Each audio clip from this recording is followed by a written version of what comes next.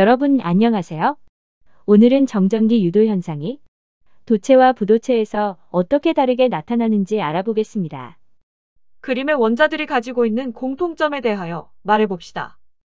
모두 금속입니다. 모두 한 종류의 원자로 이루어진 원소입니다. 맨 바깥쪽 전자 껍질에 들어있는 전자의 수가 적기 때문에 가능하면 빨리 버리고 네온이나 아르곤과 같은 전자 배치를 갖고 싶어 합니다. 모두 맞습니다. 이제 나트륨 금속에 대하여 말해봅시다. 한 종류의 나트륨 원자가 수없이 많이 결합되어 있습니다. 어떻게 결합되어 있습니까? 맨 바깥쪽 전자는 원자에게 양성자로부터 멀리 떨어져 있기 때문에 인력이 작고 주변에 같은 전하를 띤 전자들로부터 청력을 받습니다. 그래서 원자핵의 구속으로부터 쉽게 벗어납니다. 원자에게 구속에서 벗어난 전자는 어떻게 됩니까?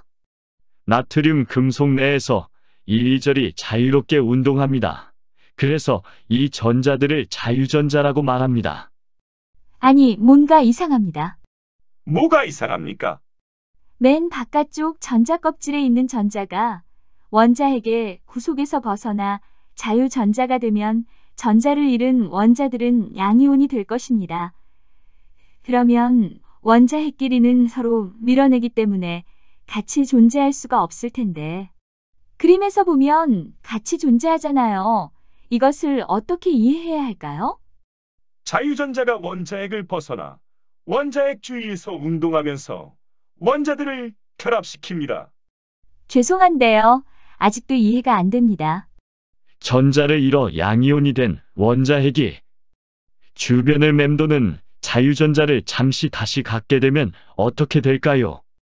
갖고 있는 동안 잠시 중성인 원자가 될 것입니다. 그러면 서로 밀어내는 힘도 없어지기 때문에 같이 존재할 수 있는 것입니다. 다음 주제로 넘어갑시다. 자유전자가 금속이 아닌 다른 물질 속에도 존재합니까? 아닙니다. 그러면 금속이 자유전자를 가짐으로써 다른 물질과 어떤 차이가 있나요? 첫째, 금속의 양쪽 끝에 전압을 걸어주면 자유전자가 한 방향으로 이동하면서 전류를 잘 흐르게 합니다. 그래서 금속은 도체입니다. 둘째, 소금을 망치로 치면 소금은 깨집니다. 그러나 금속은 깨지지 않고 얇게 펴집니다. 망치로 치는데 왜 안 부서지나요?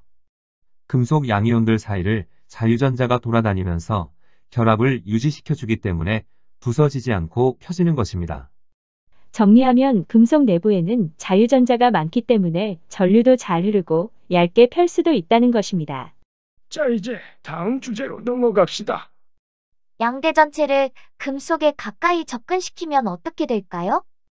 금속 내부에 균일하게 퍼져 있으면서 자유롭게 운동하던 자유전자들이 양대 전체의 인력에 끌려서 가능하면 양대 전체에 가까운 쪽으로 이동할 것입니다. 금속에서 떨어져 나와 양대 전체로 옮겨가는 자유전자도 있을까요? 그런 일은 없을 것입니다. 왜 그럴까요? 금속에서 양대 전체로 옮겨가려면 금속이 인력으로 당길 것이고 부도체인 공기를 통과해야 하기 때문입니다. 이동하는 전자가 없다면 양대 전체를 가까이 해도 금속 전체는 중성으로 변화가 없잖아요. 전체적으로 금속이 중성인 것은 맞습니다. 하지만 부분적으로 전하를 띠게 됩니다. 금속 중에서 양대 전체 가까운 쪽은 자유전자들이 많이 모여 음대 전체가 되고 먼 쪽은 전자가 모자라서 양대 전체가 됩니다. 훌륭합니다. 이제 부도체에서 정전기 유도 현상에 대해서 말해봅시다. 양대 전체를 부도체에 가까이 접근시키면 어떻게 될까요? 부도체의 전자들이 양대 전체의 인력에 끌려 양대 전체 쪽으로 쏠리게 됩니다. 도체와 무엇이 다릅니까? 자유전자가 도체에는 있지만 부도체에는 자유전자가 없습니다. 그래서 전자가 양대 전체의 인력에 끌려서 양대 전체 쪽으로 쏠릴 뿐 이동하는 전자는 없습니다. 도체에서는 전자가 이동하고 부도체에서는 이동하지 않는 것이 어떤 차이를 만듭니까? 도체에서는 자유전자가 있고 이들이 이동할 수 있기 때문에 전류가 흐를 수 있고, 부도체에서는 이동할 수 있는 전자가 없기 때문에 전류가 흐를 수 없게 됩니다. 이상으로 정전기 유도 현상이 도체와 부도체에서 어떻게 나타나는지 알아봤습니다. 여러분 수고하셨습니다.